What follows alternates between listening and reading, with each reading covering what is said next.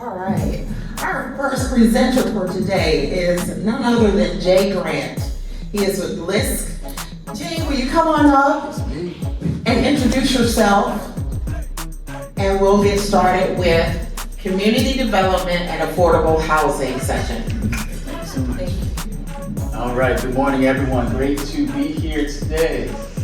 Thank you to Jill, thank you to Black Brand, thank you to all of you. So I'm Jay Grant. I am a career-long affordable housing specialist, community and economic development, and I serve as the executive director of LISC Hampton Roads Local Initiative Support Corporation. And so our office is actually located in Old Town Portsmouth. Here you get a nice aerial from Old Town looking over to downtown Norfolk. And so I was asked to talk today about affordable housing, community involvement, advocacy, and so I'm going to kind of blend those, but what I have here are basically some notes, but I want it to be as interactive as possible. This is more of a guideline for me, and so if we kind of go off into tangents, I want to be able to blame someone other than myself. And so when y'all asked me to speak, I was happy to do that. When I saw that you gave an extended period of time, I was like, I don't know if I can do that. My wife was like, yeah, you definitely can. And so she has ulterior motives when she said that. You know what I'm talking about, Seiko? All right, let's see. Hope I'm going the right way. Okay, so today we'll talk about some definitions. I think these definitions are crucial. First to level set, let's all be talking about the same thing.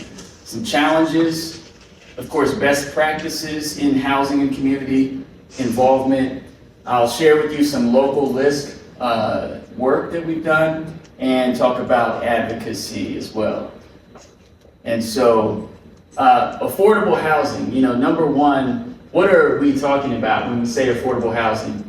I have found, and many of you have found, and one of the elephants in the room is that we're in a very unique time right now, to use nice words, right? And so there are certain terminologies that even before the current presidency that have been,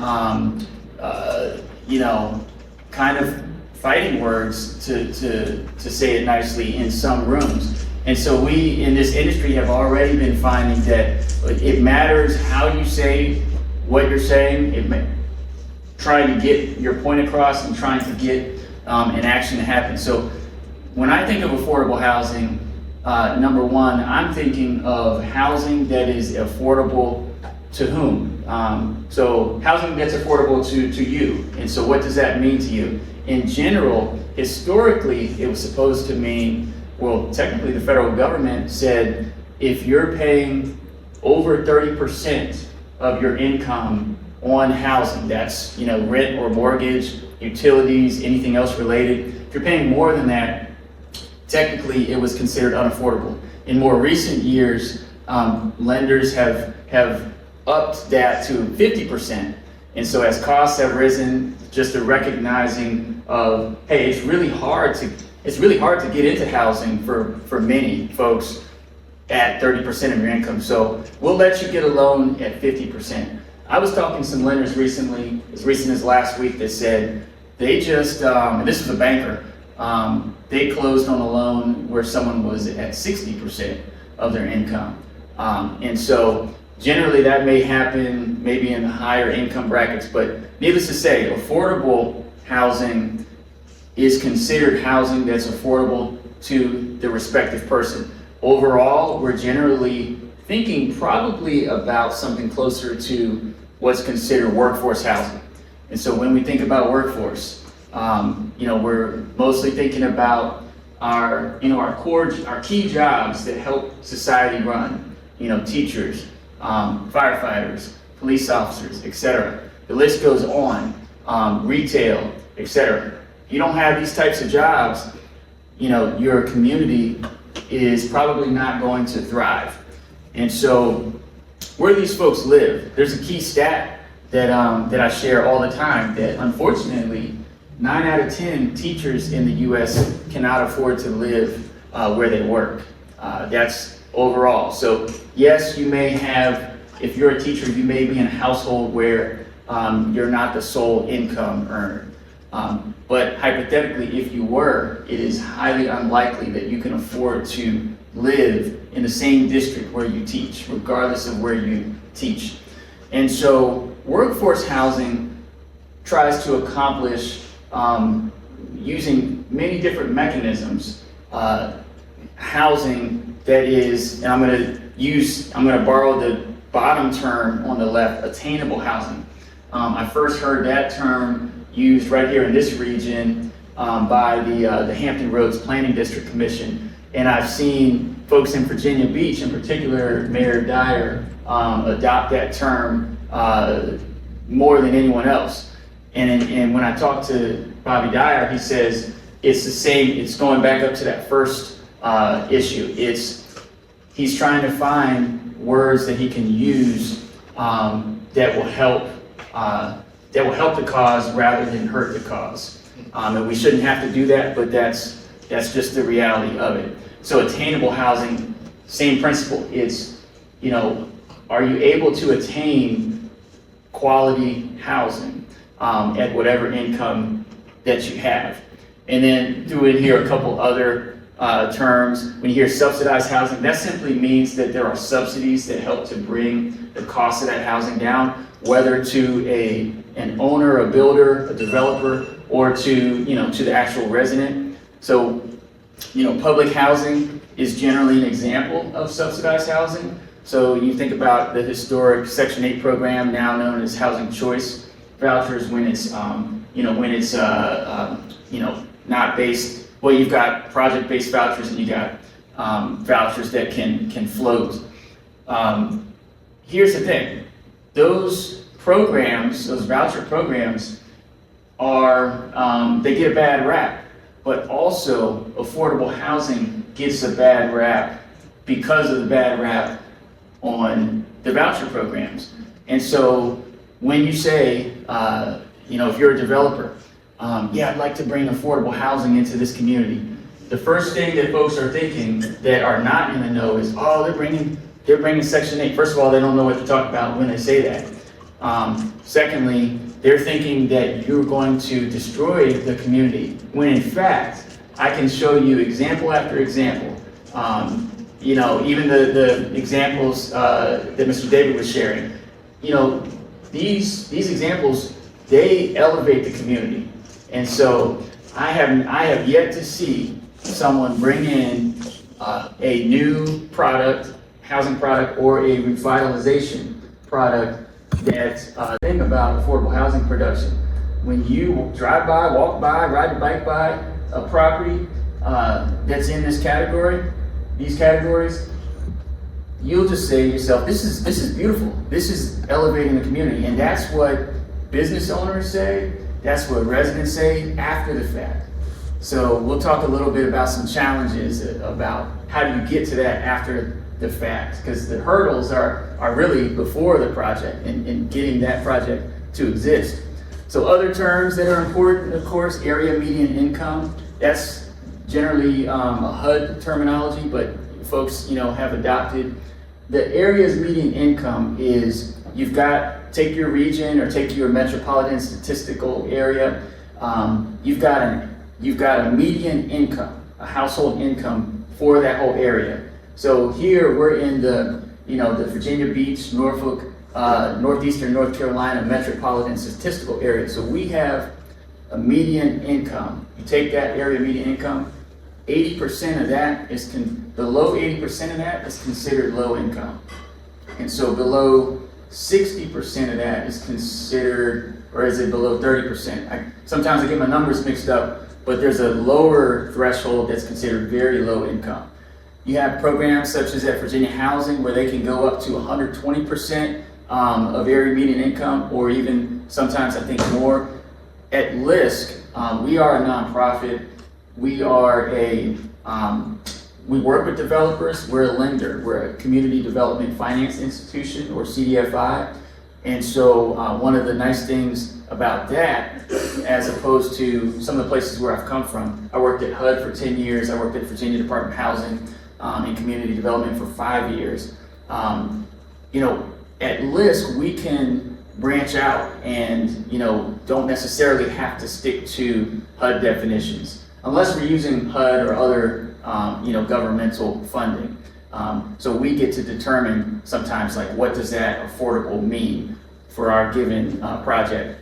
And I say that although we tend to stick to that 8% threshold. I mentioned I mentioned low income. So LIHTC, low income housing tax credit, if you're getting into or are a developer, LIHTC is a tool that reduces your tax burden.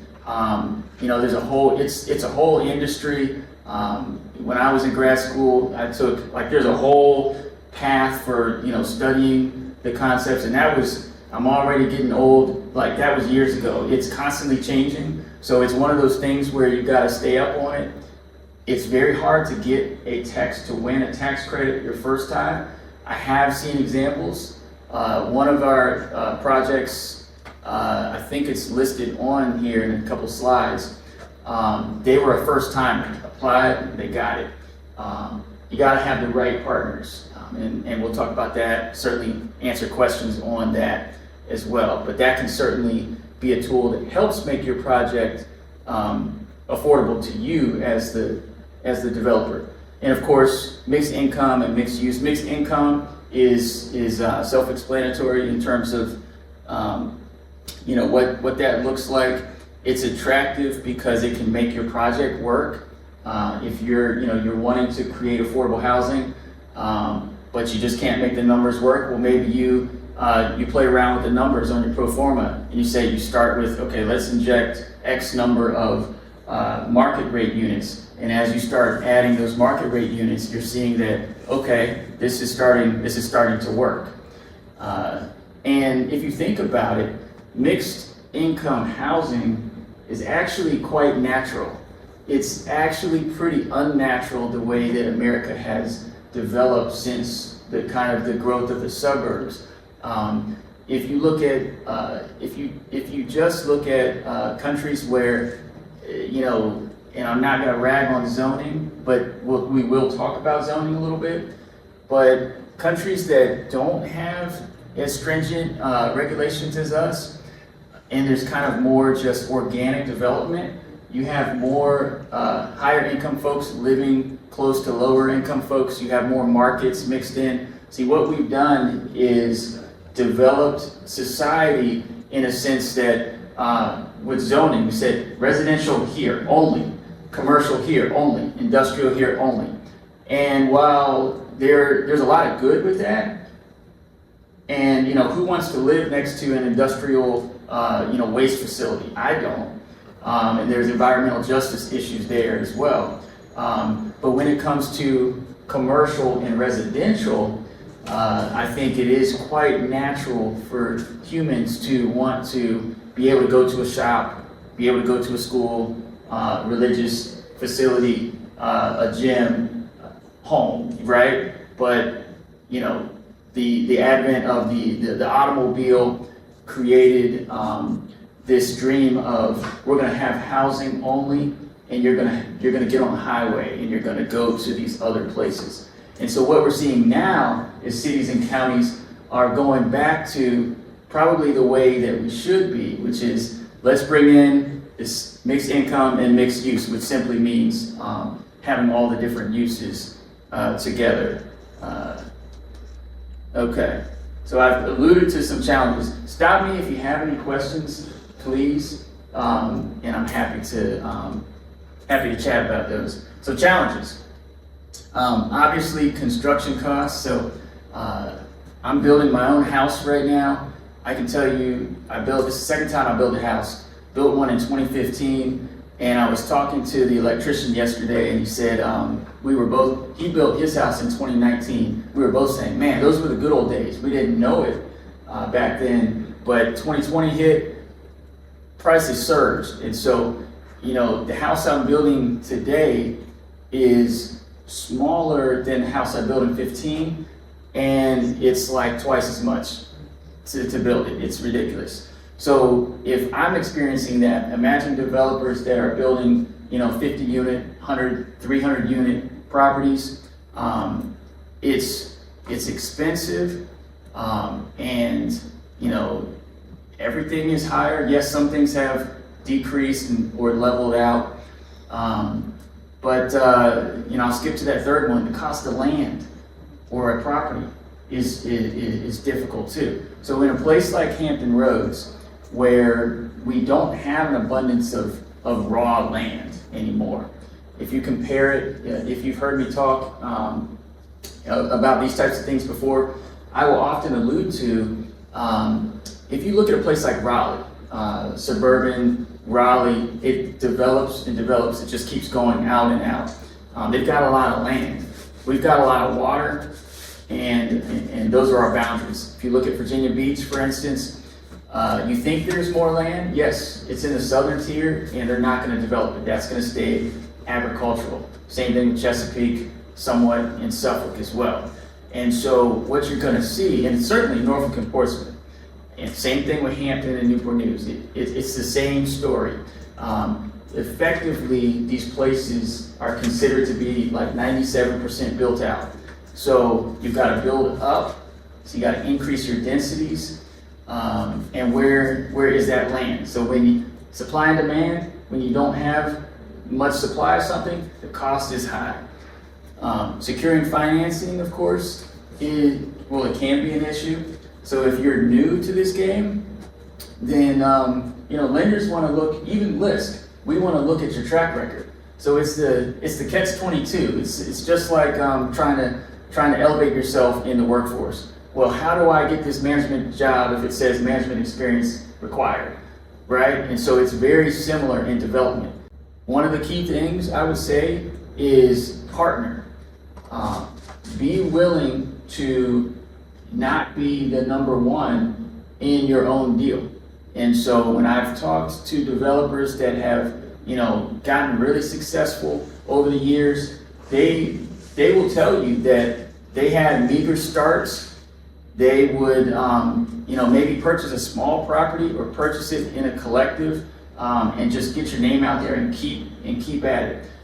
You're building your credit history, you're building your success history in development, and then from there, you're building also relationships with your lenders and everyone involved in these deals. But it is a challenge. NIMBYism, not in my backyard, is a huge challenge. And, I can think of probably all of our projects, to me, they sound like great ideas. But is it a great idea to the neighborhood? And so, thinking about how to work with, not work against, but work with the community where your project or projects are, is going to go a long way. I think we'll talk about that in a little bit too. We talked a little bit about zoning. Zoning can create an impediment when, let's say first of all, don't purchase a property before you know what you can do on that property. And that happens all the time. You say, oh, this is a beautiful site right here. I want to put, a 10-unit apartment building. We'll have a shop on the bottom. And then you find out it's not zoned for that.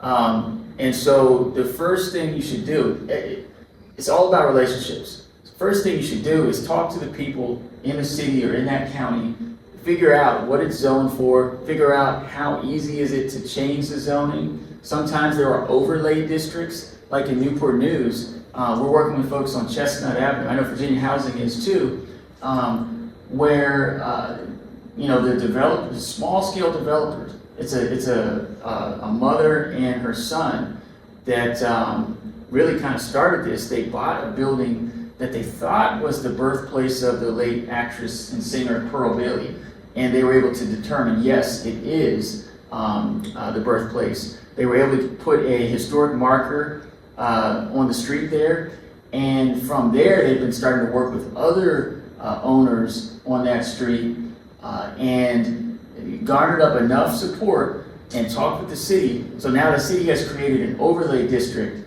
that allows property owners to do things that the zoning does not allow them to do. And you might think that, oh, that's a boring fact.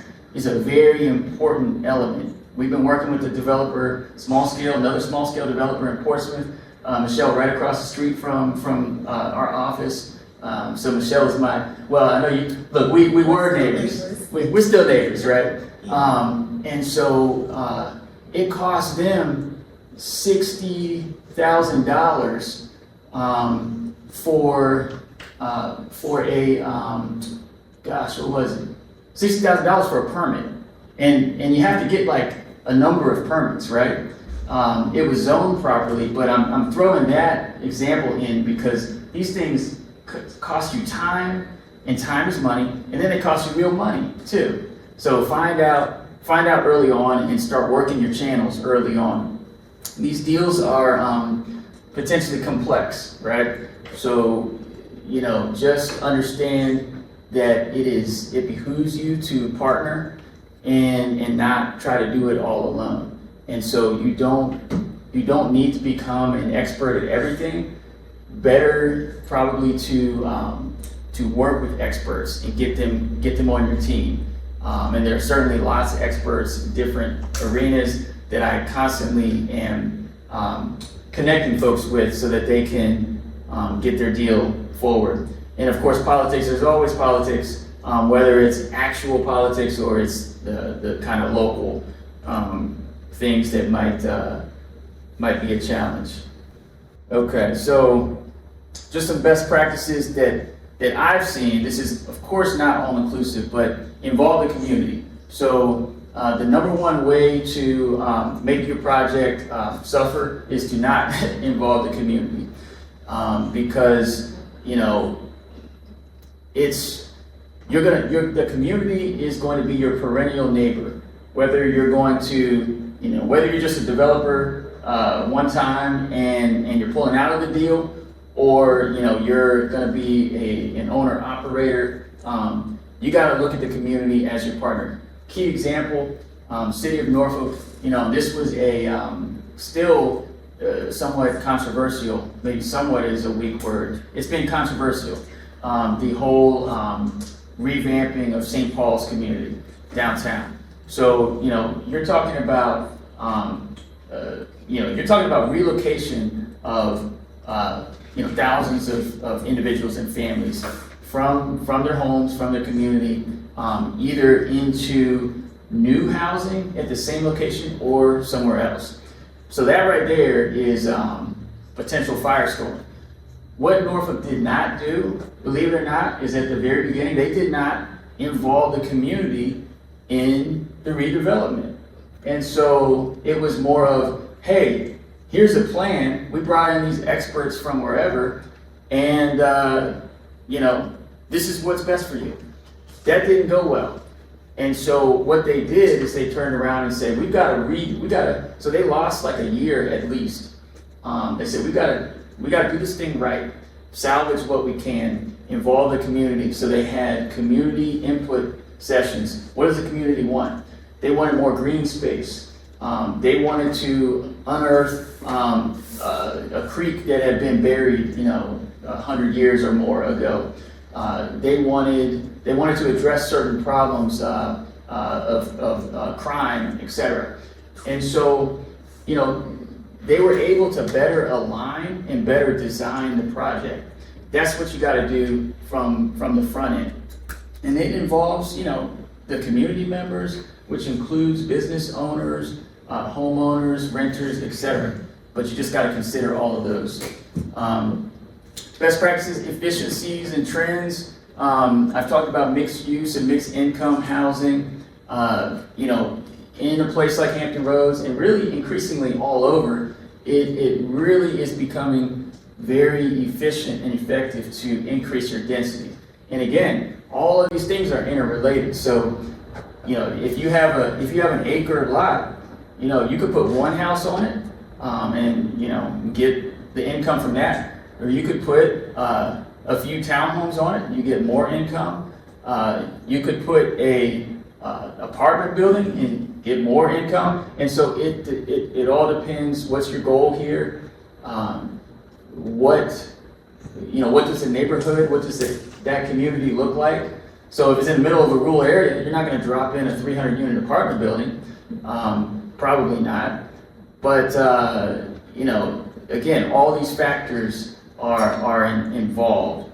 But certainly, these types of communities are becoming more attractive. And I was talking to these gentlemen at the beginning here, and just saying that my parents moved into a community that back in the day, in far out community in Northern Virginia, where back in the day I thought was always more rural. And now when I go there, they've got these types of developments. They've got mixed income housing, they've got mixed use, they've got commercial everywhere. And so it is not only something that is more efficient for you as a developer, but it's also in vogue to say people actually want it all over. And so when you're talking about affordable housing, it is vital to be close to amenities. And so, when you're at the lower end of the income scale, think about what that means. That might mean that you don't have as reliable access to transportation. So are you near public transportation? That's obviously a huge hurdle in a place like Hampton Roads or even a place like Richmond. Outside of a larger metro area, we don't have rail service. We've got the Norfolk Light Rail, but I wish it would go further than where it does. So, but are you positioned near bus service? Are you positioned near major roadways, stores, job markets, that kind of thing? Are you positioned near the types of resources that your clientele might need? And again, that goes back to the challenge of, the cost of land has increased so much. And so, it is more likely for a developer to be pushed out, just like, is happening to people as the cores of our metro areas become super attractive for investments. It becomes cheaper for me to live in a place like Isle of Wight County, but how far am I going to my job, right? And so the developers are being pushed out the same way. And so if they want to develop in these core areas, they've got to look at certain things such as these tools. We talked about LIHTC, public-private partnerships, community land trust, and other local incentive programs. Public-private partnerships are vital in affordable housing development because, again, how do you get that cost down? How do you make these numbers work? There may be a grant program that's available. You'd be surprised. There may be donated land. My wife is starting up a nonprofit school right now on the peninsula. She was talking to Leonard Sledge, Hampton Economic Development yesterday, and he confirmed to her that, they're literally giving away properties. Newport News is doing the same thing. Obviously, you got to meet certain requirements. But if you're not having these conversations, you would never know that these opportunities exist. I think the battery's down. Hello? Yep. So looking at those tools is very important. And then when it comes to low-income communities, I think it's essential to foster a path to self-sufficiency. And so one of the biggest, I'd say, gripes that folks have that are not in this space. Oh yeah.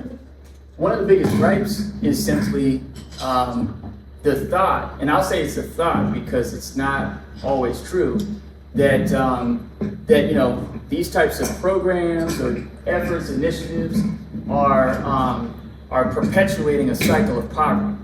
The reality is that the types of work that folks like at LISC or like Virginia Housing, the type of work that we're doing is to elevate folks to come out of poverty. Yes, there are stories and unfortunate stories where, and I know folks that have been in these negative situations for 4 generations, right? So thank you. So public housing certainly has its place. And public housing has real community there too. I mean, some of the greatest people I've met are from public housing or maybe still live there. But I think it is important for us to recognize that public housing was not meant to be a permanent solution for you to live there for 4 generations. It is meant to be a stepping stone. And, again, when it comes to some of our, and this is kind of off to the side because, we've got housing development, and that's something where, LISC lends money, but we also have self-sufficiency programs where we're working with folks to increase their income potential, increase their wealth building potential. And I think it's crucial, again, I cannot de-emphasize the importance of, if you're helping a family, you're helping an individual to get into a better housing situation, don't just help them get a house. Don't just qualify them and get them in the house, because you don't want them to lose that house in the next year.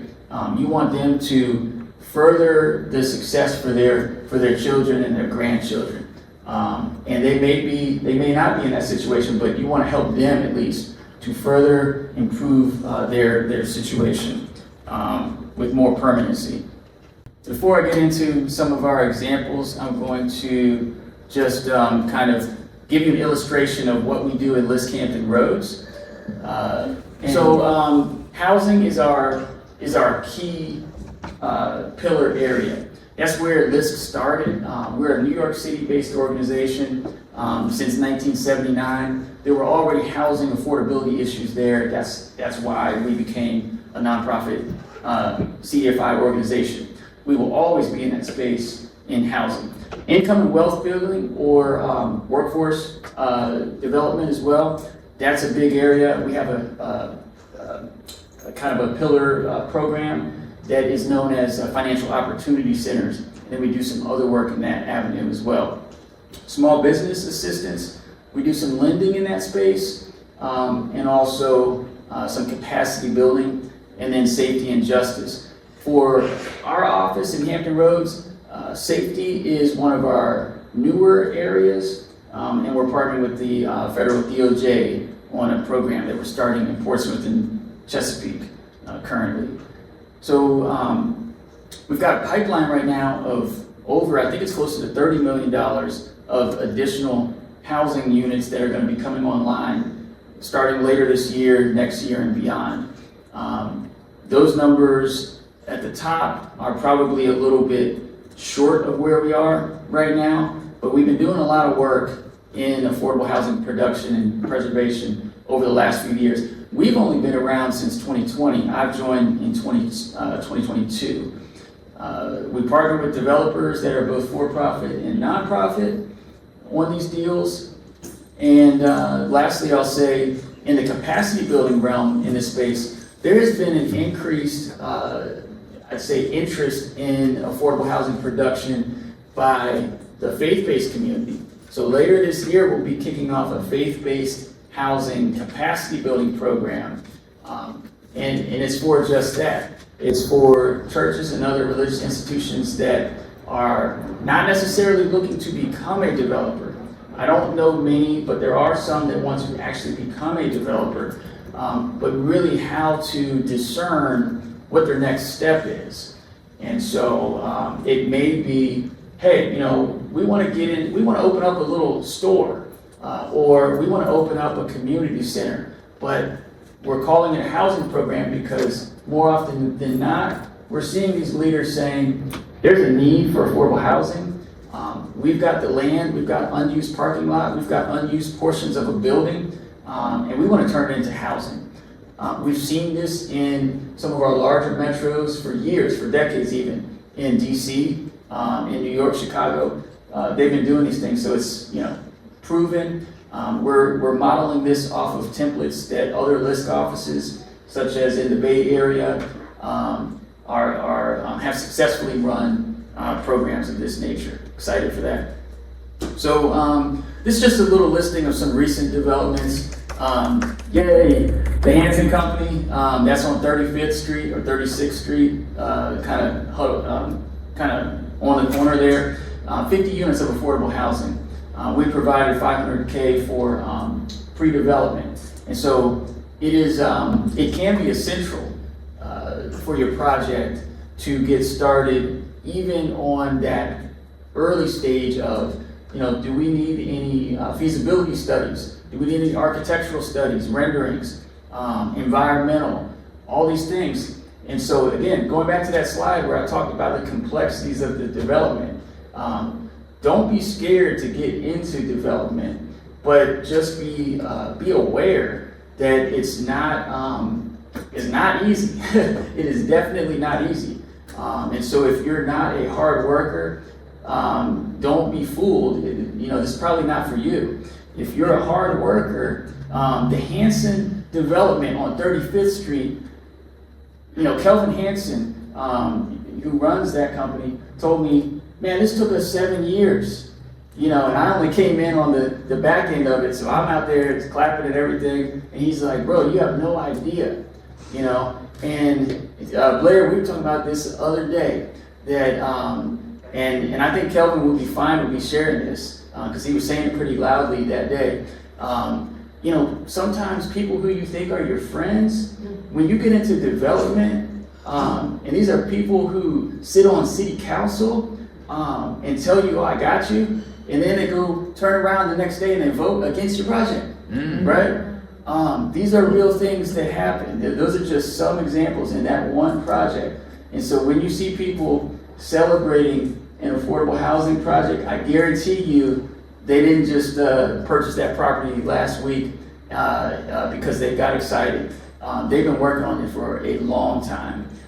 But then you got some of your bigger companies like Brenshaw. I believe they're based out in St. Louis. And so they didn't really need us, other than the fact that, because their capital stack in this project, downtown Norfolk, was like 100 million plus, right? But they're, just abiding by the law. I think they had maxed out on how much they could get from certain lenders. So they were like, yeah, we'll take your 3 million for the commercial component, lower story commercial in a larger affordable housing apartment building. Contriver Group, these are my buddies. These are our friends, Michelle, across the street from Bloom. So I keep referring to Bloom.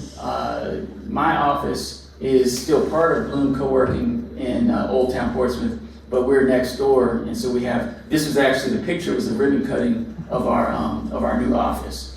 But Contriver Group, these young men, they purchased a vacant lot across the street from Bloom Co-working.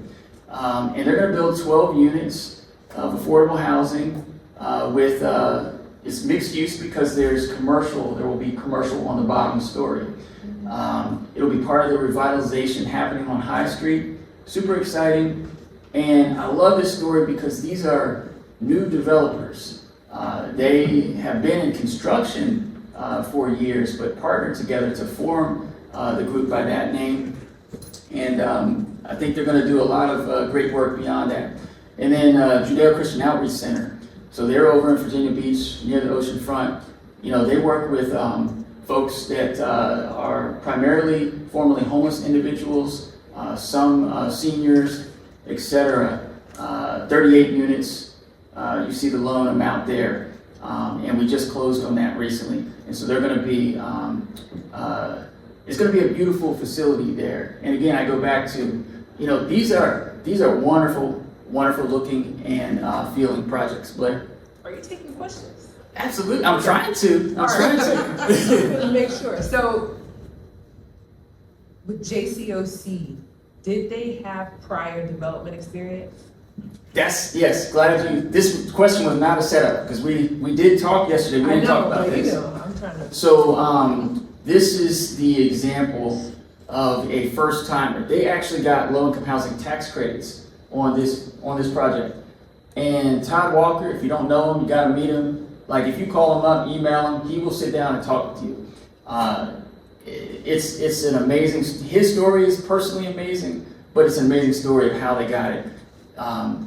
So they were able to get a $2.5 million loan as the first time developer. But I mean, that's just the icing on the cake because it's like a $14 or so million deal. And again, and they're a nonprofit. They are a nonprofit.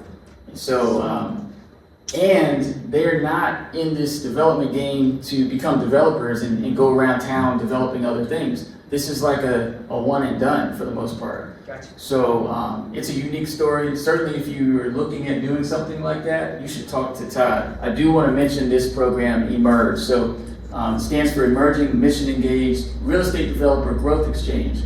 Emerge is a program that we plan, List Camden Roads plans to run in perpetuity. Our kickoff is coming up soon, hopefully by next month, in Portsmouth. We're talking to folks in Norfolk. We're talking to folks in Williamsburg and James City County as well. The cohort experience is 15 to 20 people per class. Virginia Housing is a partner, so thank you so much. You all have invested some resources into it. And it's a training program. We're going to immerse you into the development process, working with local government, working with developers, real estate folks, architects, et cetera, et cetera. So that's about all I can say, but if you go to our website, lisc.org/Hampton Roads, you can find information there. You can sign up for our interest list for the program, and that'll get you on the mailing list. But make sure we have a general mailing list. Get on the Emerge mailing list. Blair? For profit and nonprofit? Yes. If I can, just talking about real quickly being an advocate. So anybody can be an advocate for affordable housing. You gotta, think about things like attending community meetings, whether you're working on a project or not. If this is just something you're interested in, you can lobby your state, federal representatives, as well as local government. Because you can't assume that anyone knows the issues that you or your community are dealing with if you don't tell them.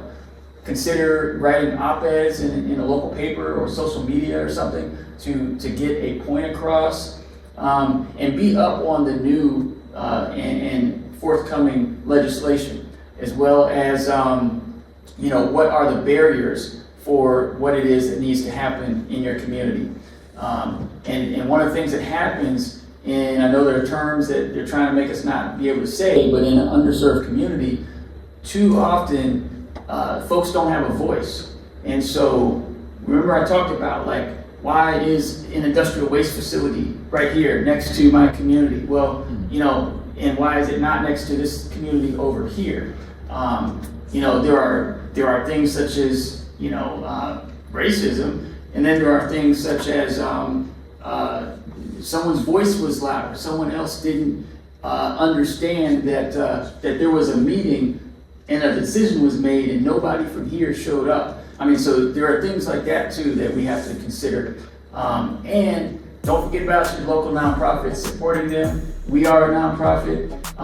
Support your organizations that are doing good work in your communities, because if you don't lobby, those organizations can lobby as well, and you can see the change that you want to see. I think that is about it. That's it. And so feel free to contact me. I'm happy to